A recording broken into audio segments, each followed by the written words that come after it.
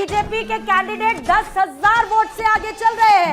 10,000 vote से ओखला में इस वक्त बीजेपी लीड कर रही है। अमानतुल्लाह खां ओखला सीट से इस वक्त पीछे हो चुके हैं और बीजेपी के कैंडिडेट 10,000 वोट से आगे चल रहे हैं। इस वक्त ओखला में बीजेपी 10,000 वोट से आगे चल रही है। क्या कह रहे हैं Aditi? BJP should thank AIMIM for Okhla. Sehrawat साहब, ओखला में 10,000 वोट से आपके कैंडिडेट आगे चल रहे हैं। AIMIM को थैंक यू करने के लिए एक छोटा सा फोन कॉल या टेक्स्ट ड्रॉप कर दीजिए।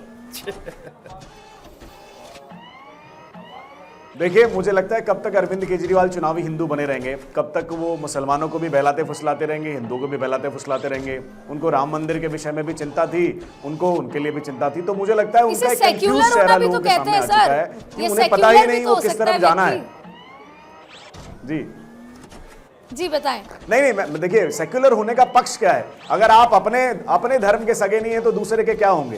तो ये कौन सा सेक्युलरिज्म है कि आप पहले अपने बागी बनना चाहते हो और दूसरे के सगे बनना चाहते हैं? तो सभी दुनिया देखना चाहती है ना कि आप पहले कम से कम अपने लॉयलिस्ट तो रहेंगे, तभी तो किसी की मदद कर पाएंगे या तभी तो किसी का सम्मान कर पाएंगे ना। अपने धर्म का विरोध करके तो कोई दूसरे का सम्मान नहीं करेगा ना। तो मुझे लगता है ये सारी चीजें दुनिया देखती है। और क्या सेक्युलर कार्ड और क्या चुनावी हिंदू जब केजरीवाल बनते हैं, जब इलेक्शन नजदीक आता है तो वो चुनावी हिंदू बन जाते हैं, उन्हें पंडितों की याद आ जाती है, अब मैं इनको भी पैसे दे दूंगा। लेकिन पिछले 10 साल में सरकार में उन्हें कभी पुजारियों की याद नहीं आई। हाँ, वक्फ बोर्ड का बजट हर साल बढ़ाते रहे। बीजेपी को 50% वोट मिल चुके हैं। इलेक्शन कमीशन के मुताबिक बीजेपी को 50% वोट मिल चुके हैं और इलेक्शन कमीशन भी आज काफी तेजी के साथ अदिति आगे बढ़ रहा है। अगर इलेक्शन कमीशन 50% 38 से 50 तक ले जा रहा है तो जाहिर तौर पर फिर सरकार भारतीय जनता पार्टी की 50% अगर मिल गए तो फिर बीजेपी की सरकार।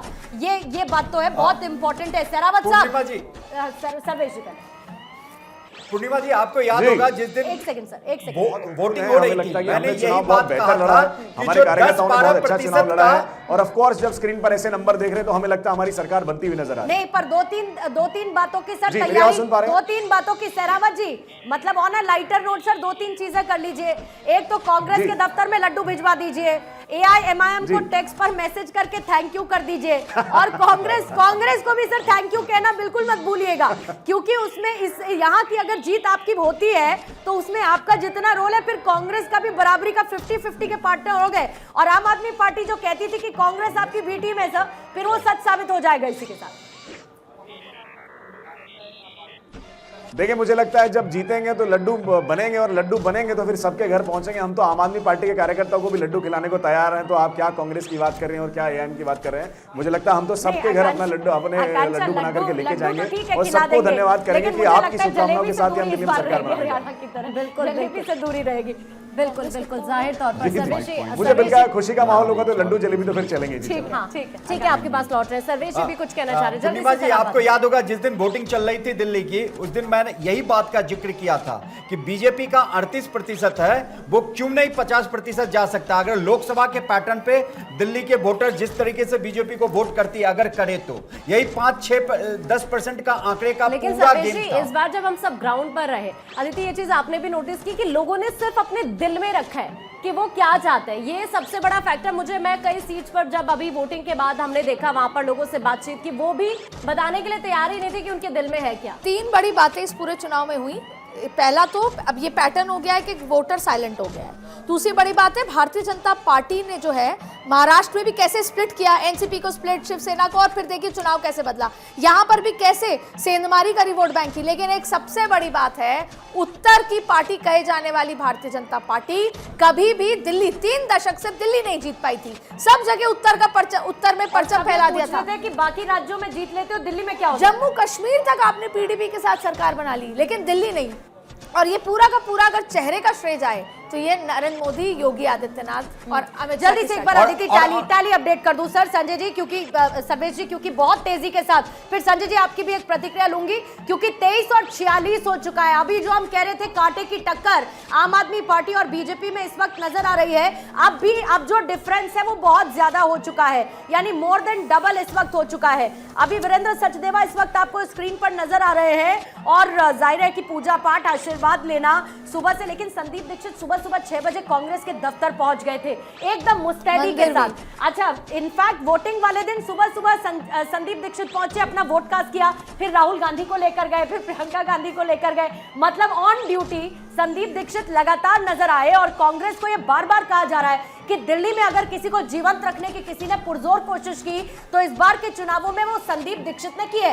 बहरहाल वीरेंद्र सचदेवा इस वक्त आपको नजर आ रहे हैं, साथ ही जो काउंटिंग सेंटर्स है वहां पर काउंटिंग चल रही है।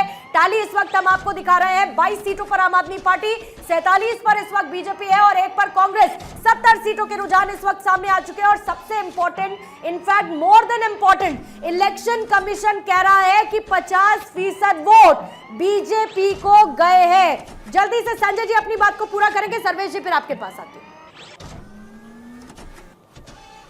हाँ नहीं, देखिए मैं ये कह रहा था कि यहाँ पे जो बातें हो रही हैं स्पष्ट रूप से है कि जनता को मौका मिला है, जनता सरकार चुनती है, जनता के जो निर्णय आएंगे वो भारतीय जनता पार्टी हो, कांग्रेस हो या अरविंद केजरीवाल की पार्टी हो। अब हमारा काम है कि भाई उसके कारण क्या रहे होंगे और जनता एकदम से क्यों ऐसे किया है। तो भाई देखिए, इसका विश्लेषण करने के लिए जब तक रिजल्ट सामने नहीं आ जाता, कहीं हमें ऐसा नहीं लग रहा है कि हम अति उत्साह में हैं। और दूसरी बात की यदि हमने संजय जी, एग्जिट पोल को देखा, संजय जी, एग्जिट जब पोल के हरियाणा बाद में के हम रुझान यदि- आ रहे थे सर, सुनिए, हरियाणा के जब रुझान आ रहे थे और उस वक्त कांग्रेस लीड कर रही थी शुरुआत में, इतनी एनर्जी हम लोगों की तब भी थी, आपको याद नहीं होगा, लेकिन इतनी एनर्जी हमारी तब भी थी। मैं आपकी बात नहीं कर रहा हूँ, नहीं, मैं किसी की ओवरऑल बात सर नहीं एक कर कह रहा रही हूँ, हम हूँ अपना काम कर संजय जी, रहे हैं। नहीं मैं मेरा- ओवरऑल एक बात कह रही हूँ, मेरा कहना क्योंकि है कि जैसा हम रुझान अपने वैसा उत्साह में उत्साह, जाकर के- जैसा रुझान वैसा उत्साह, तो रुझानों में अभी बीजेपी आगे है। नहीं, अभी आपने क्रेडिट दे दिया कि नरेंद्र मोदी के चेहरे पे दिल्ली का चुनाव है। सर चला, नरेंद्र मोदी लड़ा को गया ना क्रेडिट कि जाता है। नहीं लड़ा गया, बताइए आप, नहीं लड़ा गया क्या? अरविंद केजरीवाल के चेहरे पर आम आदमी पार्टी ने दिल्ली में चुनाव लड़ा कि नहीं लड़ा, ये बताइए। संदीप दीक्षित के नाम पर चुनाव लड़ा या नहीं लड़ा कांग्रेस ने, बताइए। झारखंड में चेहरा, झारखंड में किसका चेहरा था? नहीं, दिल्ली में लड़ा या नहीं लड़ा, ये बताइए मोदी के चेहरे पर। चैनल पे कि बंगाल में मोदी सर फिर तो जम्मू कश्मीर में क्या राहुल गांधी के चेहरे पर चुनाव लड़ा गया था क्या, जो पार्टी का हिस्सा है वो? जम्मू कश्मीर में लड़ा गया था क्या? पूर्णिमा जी, मेरा और आपका काम नहीं है। अग्री सर, लेकिन जो बड़ा चेहरा जिस पार्टी का है तो है, कांग्रेस का बड़ा चेहरा राहुल गांधी है तो है, आम आदमी पार्टी के अरविंद केजरीवाल है तो है, बीजेपी के मोदी है तो है, इसमें क्या दिक्कत है? बात चेहरे की नहीं होती है सर, बात नतीजों की होती है। अब देखिए इलेक्शन कमीशन ने 30 सीटों पर, सर 30 सीटों पर रुझान इलेक्शन कमीशन ने दे दिया है और बीजेपी चल रही है 24 सीटों पर आगे। आम आदमी पार्टी इस वक्त 6 सीटों पर आगे चल रही है। 30 सीटों पर इलेक्शन कमीशन के मुताबिक रुझान अभी तक आ चुके हैं और ऊपर की टाली आकांक्षा बड़ी तेजी के साथ बदली है। 49 सीट्स पर इस वक्त बीजेपी है, जो बहुत मजबूत स्थिति में आपके कंपैरिजन में, आपके मतलब आम आदमी पार्टी के कंपैरिजन में इस वक्त दिखा रही है आकांक्षा। बिल्कुल, देखिए अभी 20 ऐसी सीटें हैं सिर्फ। अभी आप देखिए जरा कि किस तेजी के साथ आम आदमी पार्टी का ग्राफ अभी गिरता हुआ दिख रहा है इस टैली के जरिए। आप देखिए 20 ऐसी सीट्स अब बची है जहां पर आम आदमी पार्टी इस वक्त आगे चल रही है। बीजेपी आप देखिए 49 सीट पर बहुमत के आंकड़े को छूकर बहुत आगे, 52.20% वोट इलेक्शन कमीशन के मुताबिक। सर्वेश जी, या पूर्णिमा जी, मैं इसी बात का जिक्र मतलब सरकार बन रही है बीजेपी की पूरे तरीके से। देखिए 1993 के आंकड़े को बीजेपी ने आगे कर दिया है। उस समय 49 सीटें लाई थी 1993 में बीजेपी और 42.8% का वोट शेयर था। कितने वोटर्स थे तब और अभी कितने वोटर्स हैं? उसी का अंदाजा लगाइए कि 42 परसेंटेज निकलेगा ना। जी हाँ, 42% वोट शेयर मिला था बीजेपी को और उस समय अगर वोट हुई थी तो 61.8% का टर्नआउट हुआ था। अदिति 52.20% वोट बीजेपी को मिले, मायने क्या है?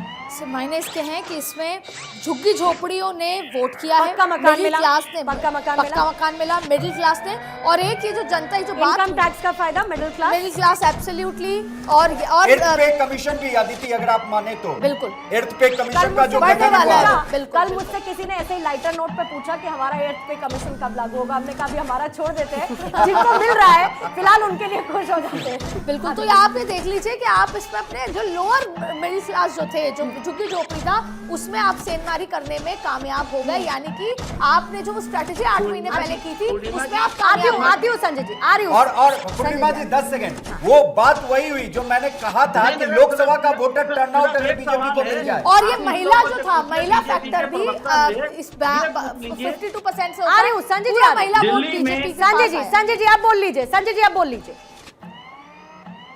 मैं ये कह रहा हूँ कि मैं बार बार कह रहा हूँ कि रिजल्ट है, काउंटिंग शुरू हुआ है, रुझान से 10 साढ़े 10 अरे सर बजे तक रुके, हमें हम वेट तो आज करना रात तक चाहिए। बैठे, कहीं नहीं जा रहे, आप भी कहीं नहीं जाएंगे, फाइनल चर्चा करके जाएंगे सर।